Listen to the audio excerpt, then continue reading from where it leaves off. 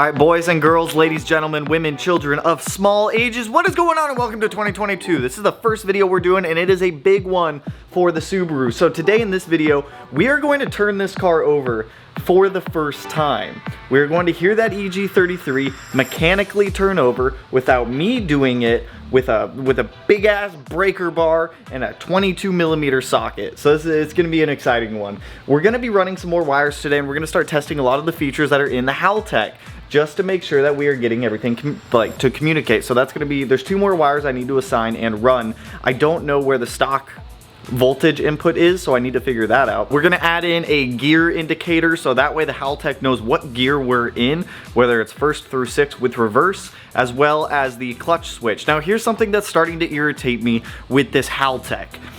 It doesn't have enough inputs for everything that I wanna do on the car. So I can foresee us going to like a Motec or something in the future that has more capabilities than this Haltech does. And I know people have been like, Tanner, you should have got a Motec to begin with. Shut up, all right? It's too late for that. We already have the Haltech. I'm not buying a Motec right now, but that is something that we will be swapping to in the future at some point. There's so many limited AVI inputs and SPI inputs in that Haltech that it doesn't give you a lot of, it gives you a lot of options to be able to add things in, but the problem is it doesn't give me enough options for what I want to add in. I don't even know if I have enough options to be able to add in a tach.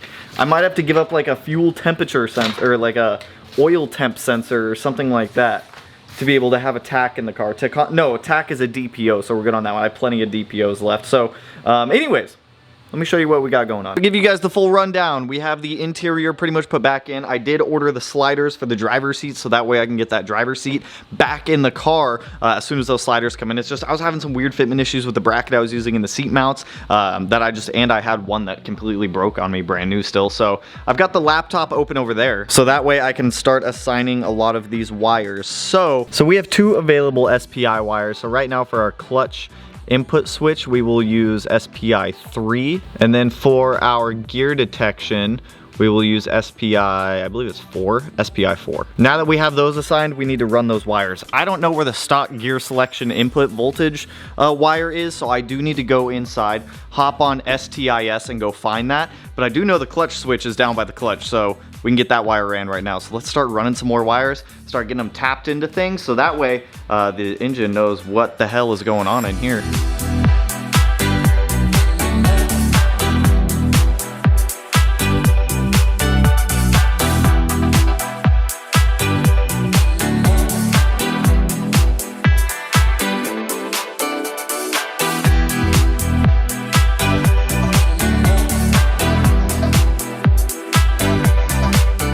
All right, so we have our clutch switch wired in and it's working too, which is a good sign. We don't just want to wire things in, not have them work. So I'm using Melanie's laptop to go through here and double check everything. So right now, if I come over here and I push in, I didn't even check the OEM functionality of this. So let me move my Game Boy right here. If I push the clutch in, does the stock cluster still read? Hold up, let me set this down. It does, dope. Beautiful. So the only way that I know the stock one is still reading, I don't even know if I can get it in there. So right down there, there's the button for Subaru. You'll see the light is orange. If I push in the clutch, it turns green. Now also when I do that, if you guys look right here, I'm sorry dude, there's like, I'm working with one hand. Let me put this on a tripod. So right in the center of the screen right there, it says state off. Whenever I push in the clutch, it goes to on. So our clutch switch is super Gucci. So now that we have our clutch switch wired in, I need to go hop back in the FSM for a minute and figure out what wire controls or what the input is for what gear you're in, so that way I can pull that other SPI wire through the engine or through the firewall and get it wired into wherever it is in the car. Because I'm gonna be honest, I have no idea what wire in the car tells the cluster what gear we're in. So let me go hop back in the FSM real quick, find that wire, and then we can get that put back in its home also. So I've learned something new. There's a couple different ways to have the transmission and the ECU communicate to what gear it's actually in. And there's not a sensor, there's not a stock sensor, let me say, because on the stock WRX and STI manual transmission cluster, it'll tell you what gear you're in. So we don't have that. So because of that, the way that it works is the ECU actually calculates based off of wheel speed, RPM, what gear the car is in. So that could make for a fun time if I need the stock ECU to read what RPM it's at for I don't think I should because it all works through the Haltech. So the Haltech should be able to encrypt it. So I'm gonna go into the software real quick, set up the parameters for what the gear ratios are for this transmission. So that way when the time comes, it's already all set up for us.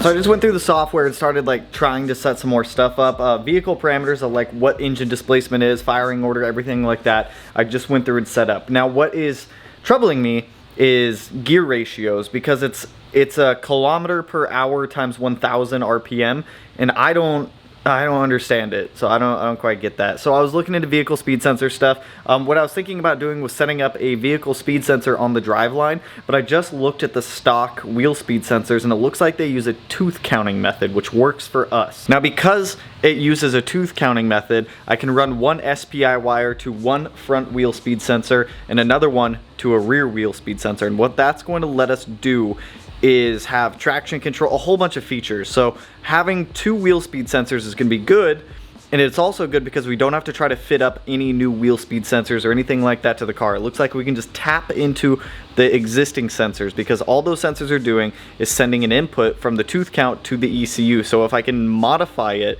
so that way I can just tap in the Haltech wires to the stock wires, that means that I don't have to run any new wheel speed sensors. I can just tap into the ones that are already there and they'll share an input going to the stock ECU and the Haltech, which is good. Up here I went ahead and I jimmy rigged up the air temperature sensor to be plugged into our IAT sensor.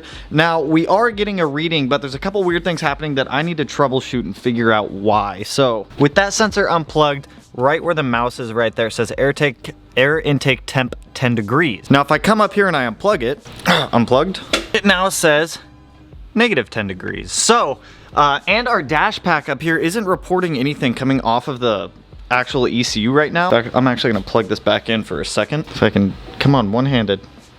Come on, baby. There we go. Plugged back in. And now it says air intake temp is 120 degrees and very hot. 65, 64, 60. So now it's all over the place. So I need to calibrate that thing and figure out what the hell's going on with it. I also need to figure out why the dash pack up here isn't registering anything. So let me try troubleshooting this for a minute and figuring out why we're not getting communication between the ECU and the dash pack.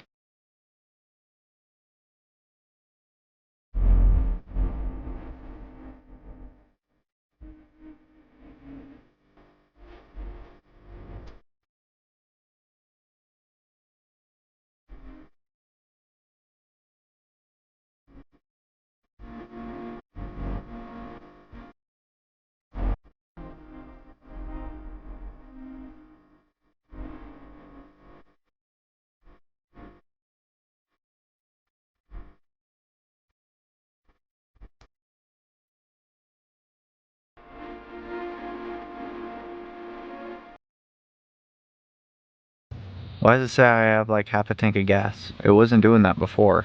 And now it says I have half a tank of gas. This says I have 1 US like 0.1 US gallon of gas. Why does that say I have half a tank of gas? Something ain't right there. Anyways, so what I've been doing, that's on the stock cluster also. Why it says I have half a tank, I don't know why. So what I've been doing is, it may have looked like I've just been sitting here on my butt playing on the computer. I've gone through, I've got this dash pack all converted over from Celsius to Fahrenheit, as well as a lot of other parameters set up in the ECU. I just went through and recalibrated, or I just went through and calibrated, I shouldn't say recalibrated. I calibrated the IAT sensor. So all of these sensors that I am doing in here, I have to go through and recalibrate and build all of these calibration tables. So let me show you this one. Actually, I think I need to calibrate the flex fuel sensor also, which I do. So I have to pull up another calibration table and do another one of these. But let me show you the one I just did, because it took me a little while, because everything is measured in ohms, or it's supposed to be measured in ohms, but for some reason Haltech only lets you do it in volts, which is kind of dumb. But so right here I'm going through the software. This right here is all the calibration tables that I'm going through. And is this touchscreen? Oh, it's not. So these are all the calibration tables that I have to go through here and build for all of the sensors in the car. So I just got this one built. This is the graph for the IAT sensor. So when it sees 1 volt or something along those lines, the temperature range will fall in there and it'll follow that volt chart. And then it's also now reflecting on our dash pack, as you can see there. So air temp 28 degrees, which feels pretty freaking accurate right now. I do know that that temperature sensor is off a little bit. Like I said, I can't find the calibration chart for the GM sensor that I have up there. It's like a weird off-brand one. I bought the wrong one, so I just ordered the replacement one. It was like 20 bucks. So once I get that sensor in there, this calibration chart will be accurate for what it's seeing. So now that I've gone through and calibrated that one, I need to go through here and calibrate the flex fuel sensor as well. And this one is now in hertz and percentages. So let me see if I can find that online and then get that one built out as well. I'm just trying to knock out like all this stupid stuff right now. For some reason, why is it saying I have half a tank of gas? I trust that more than I trust that actual dash up there. It's throwing me off. It never said that up until now either, which is a little weird. Why are you freaking out? Stop. What is happening right now? Oh, my battery's getting low in the car because I've been sitting here with it on. I'm gonna have to let the battery charge for a little while. Let me let the battery charge for like 25 minutes, and then we'll come back out here and do this again because I'm just killing the battery sitting here with everything on, so I'll be right back. While we let the car charge, we're gonna go ahead and get the accelerator pedal wired into the Haltech. So what that's going to consist of is taking 2 inputs and wiring them to the stock wiring in the pedal. There's gonna be a main signal and a sub signal. The main signal is going to be, I don't recall which one I have set to what in the software, so I'm gonna have to get that plugged in, turn on the car temporarily. It's gonna freak out and throw a fit. It's whatever. Not the end of the world. I just need to be able to see what wire I have assigned to what. If any of you guys are doing this, the main signal is the red and yellow wire. The sub signal is the straight up orange one. Both of those go directly to the ECM to tell it just highs and lows of input. So we're gonna have to calibrate the throttle pedal after this, so more calibration. Woo! It's all right, we don't have to do it later. So let's get this thing wired in.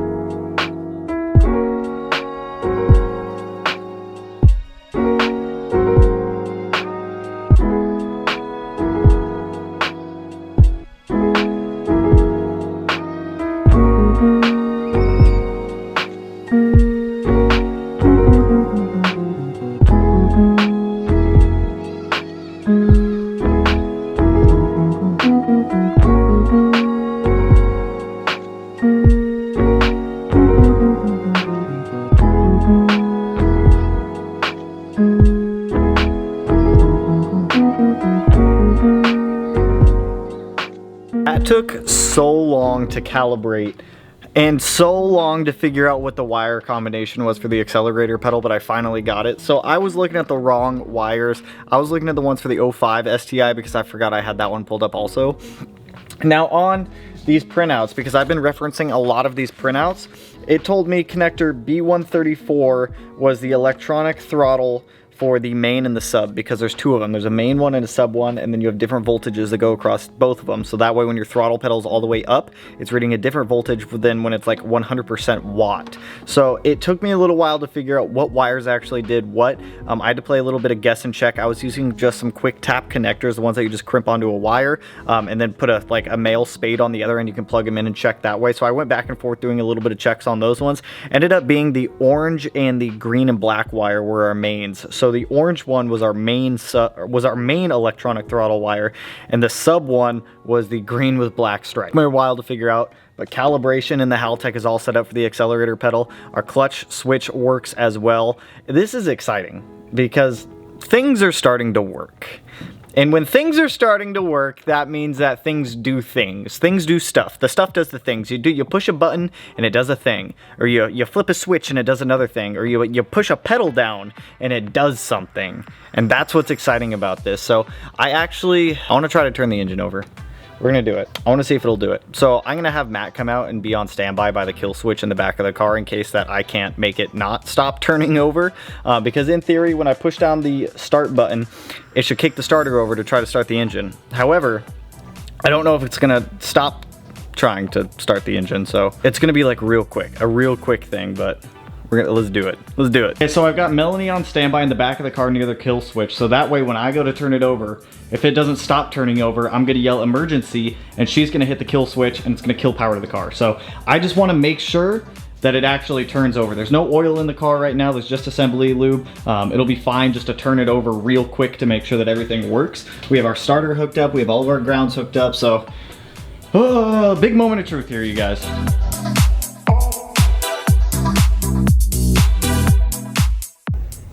Left turn screen, are you ready? Oh, it says check engine. Thanks. It's there. I think the battery's too low. Maybe. Oh, I gotta let the battery charge for a little bit. Damn it! It's alright, I will let the battery charge.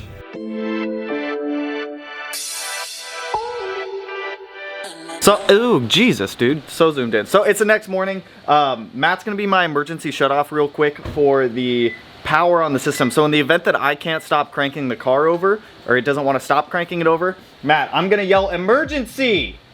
And then you flip it. You know how to flip it? I just push the red button? You just push the red button. So if I yell emergency, just push the red button. Yeah.